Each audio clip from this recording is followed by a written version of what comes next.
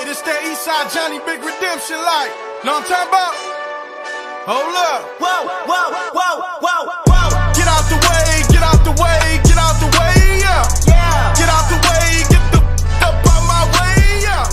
Alpha Fraternity Incorporated, Mr. L. Mack in the building. Hey, L. What's up, First Fam? How you doing? I'm good. How about you? I am wonderful. I'm so glad I got you in the studio today. I am. It is a pleasure to be here. It is a pleasure to be here. You know, you hide like fire on social media, and you know. So I want to get into some of that, but before we do, let's talk about your background. A lot of people don't know that you're from St. Louis, Missouri. Well, I didn't know that. Yeah, you You were didn't? from Yeah. St. Louis. Yeah. Born in St. Louis, raised pretty much from the time I was born in St. Louis, but I was raised in East St. Louis, Illinois. Let's talk about Facebook, Uh-oh. because ever since we've befriended each other on Facebook, you are a delight.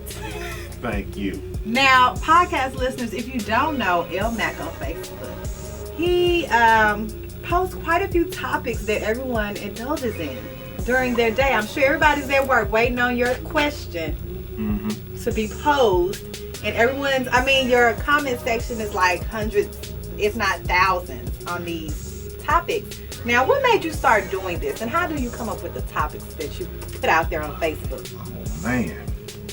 And do you consider yourself a shit starter at times? I've been called that. Really? I call it, I provoke conversation. Keeping the communication. That's how I look at it. There you go. That's all good. Dialogue is good. Dialogue is good.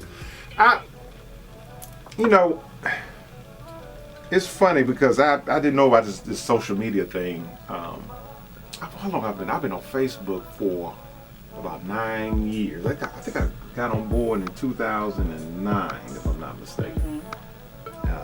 I probably got on around that time, if not 7 or 8. So it took me a while to get acclimated to this social media thing. I always heard a lot about it. You have a Facebook page? No.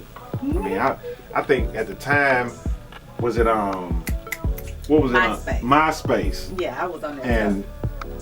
I wasn't really on MySpace really that often as well.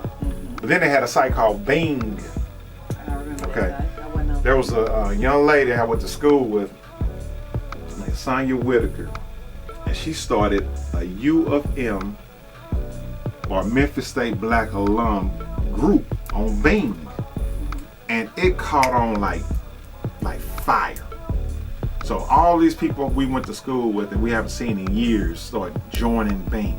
What were y'all doing? U of M is just on communicating, Bing? just like you do on Facebook. And we got to the point where we were like, look, we need to get together, because one thing about Memphis at the time, and I envy Lemoyne Owen. I envy my brother's school, UAPB, Tennessee State especially, UT Martin. They have a pride. When it's homecoming, oh my God, they come strong. The numbers are so strong. Well, Memphis has always had a problem in getting people to come and celebrating homecoming. I didn't think you guys had that problem. Yeah, I think it's gotten better the last 5, maybe 6, 7 years, but it has never been, if you compare it to Like the Pine numbers, Bluff, you no. compare it Okay, to I got you. Tennessee State University, it doesn't even come close. It doesn't even come close. Now, I want to get back to what you was talking about with the Bing. Yeah.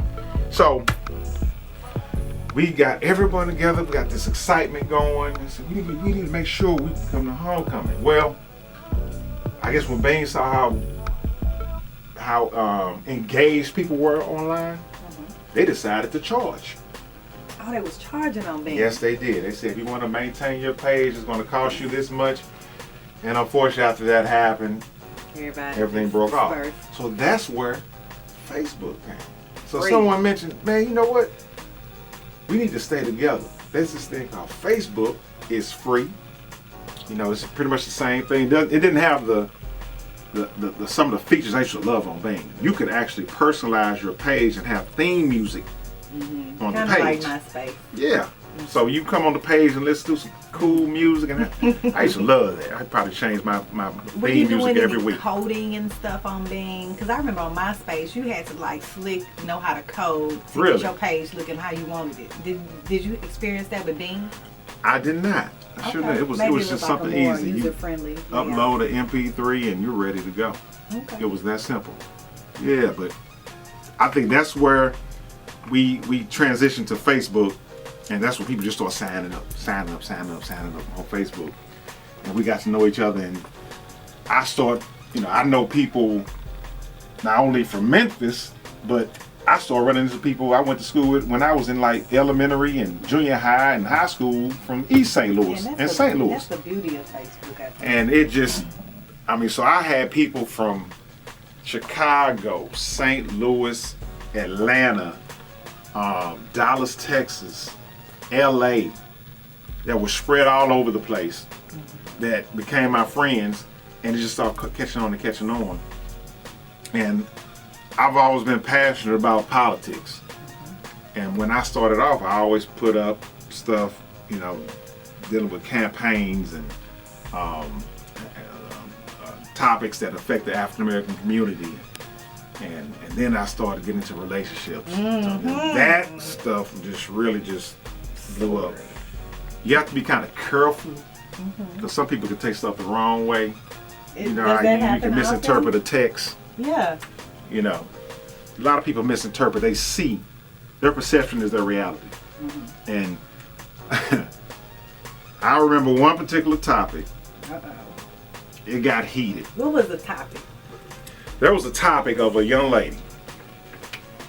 She was very attractive, and she had 4 of her children. I would assume her children. Look at the picture. 4 children. There was no man. Okay?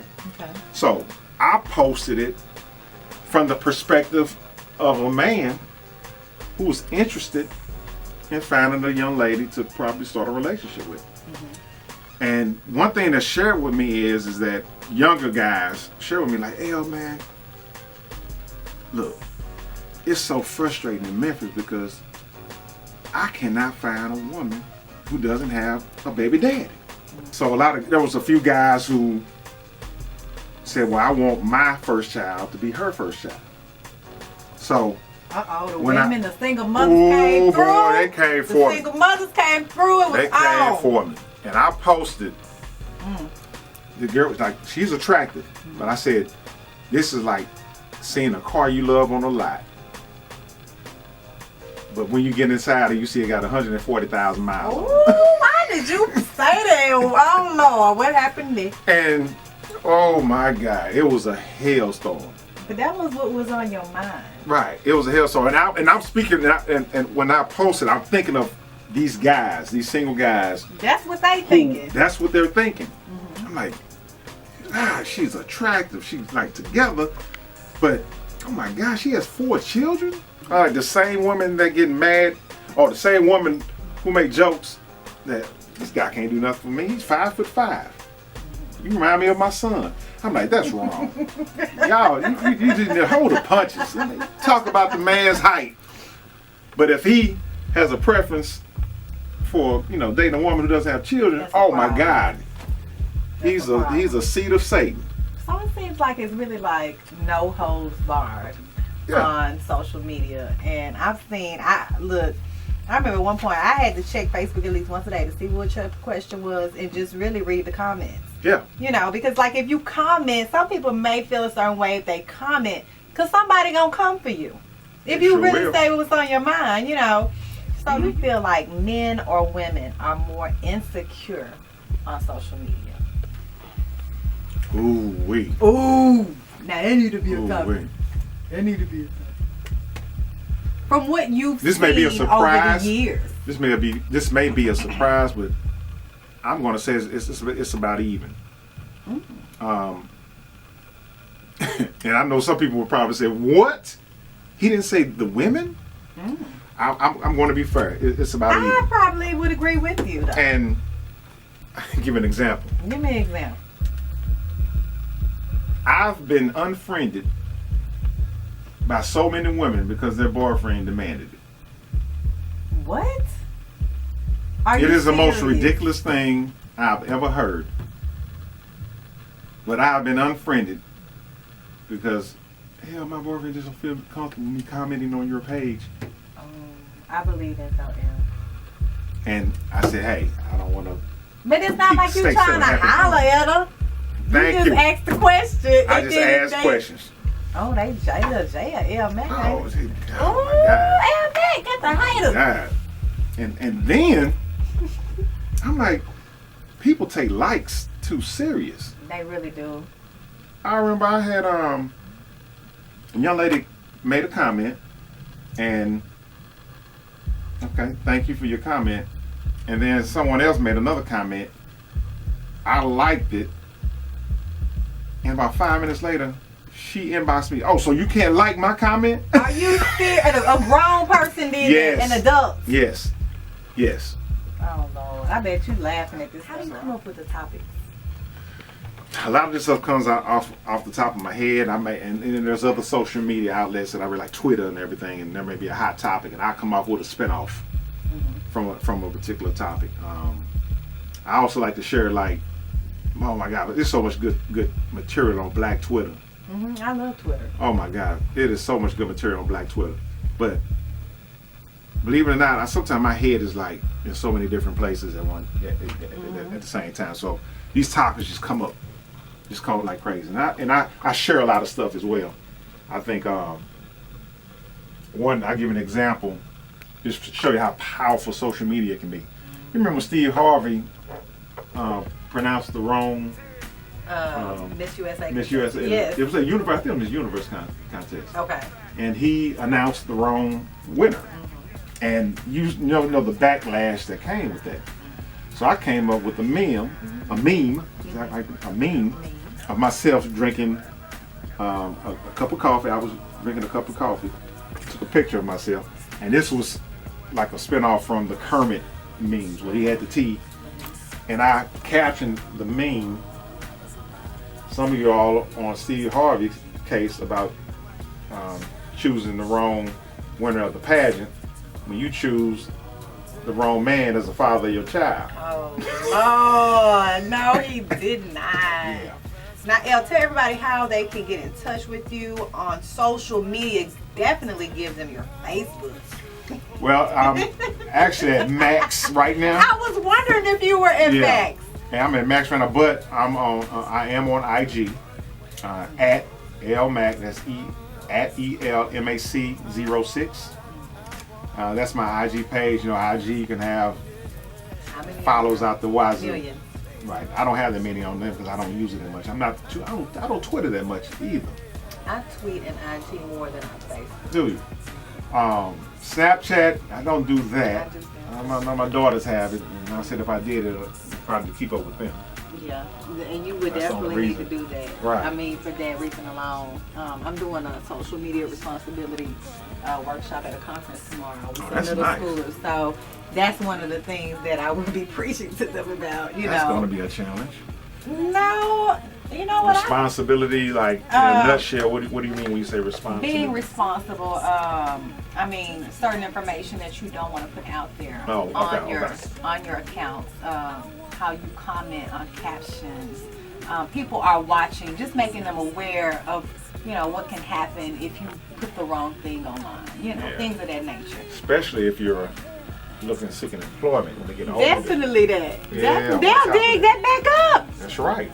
And that's Absolutely. crazy. That's like didn't you say social media is a gift and a curse? It's a gift and a curse.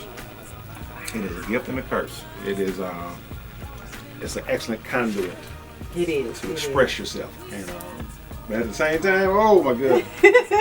Watch out. Watch out. Out. Elmac, thank you so much for being my guest for episode 28 of Verbally Effective. It has truly been a pleasure. Thank you. Please hang up and try again.